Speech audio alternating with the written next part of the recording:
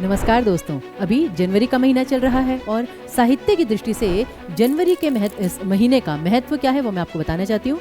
इस महीने किन किन साहित्यकारों का जन्म दिवस होता है, क्योंकि परीक्षा के पॉइंट ऑफ व्यू से भी ये टॉपिक इंपॉर्टेंट होता है कि किस साहित्यकार का जन्म कब हुआ है। ठीक है ना, ये आपसे पूछा जाता है, क्रम के अनुसार आपको अरेंज करना पड़ता है। तो देखिए एक बार सारे बच्चे कि विनोद कुमार शुक्ल जी, आपने ये नाम तो सुना ही होगा। 2025 में ही इन व्यक्ति को ज्ञानपीठ पुरस्कार से सम्मानित किया गया है। हाँ, ये थोड़े दुख की बात है कि अब इनकी मृत्यु हो चुकी है, ठीक है ना, अभी अभी हुई है, लेकिन इन्हें ज्ञानपीठ पुरस्कार मिला। उससे बहुत पहले इन्हें साहित्य अकादमी पुरस्कार भी मिल चुका था। इनका और कीर्ति चौधरी जो तार सप्तक के कवि हैं, जो साहित्य की तैयारी रेगुलर करते हैं उन्हें पता ही होगा। तो कीर्ति चौधरी दोनों का जन्म दिवस होता है 1 जनवरी।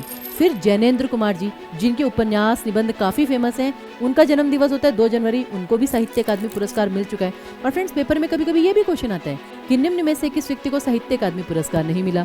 उसी प्रकार कमलेश्वर जी, जैसे आपको पता है कि इनकी सबसे महत्वपूर्ण एक रचना कौन सी है, कितने पाकिस्तान, तो उस पर उन्होंने एक यात्रा वृत्तांत भी लिखा है।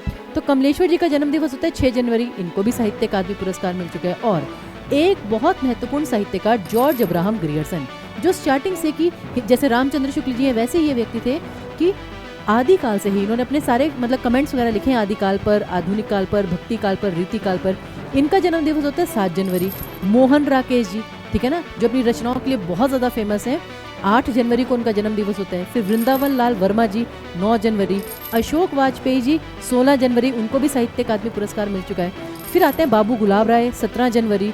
स्वयं प्रकाश जी 20 जनवरी। इनकी बहुत सारी रचनाएं एनसीईआरटी की बुक्स में आपको मिल जाएंगी।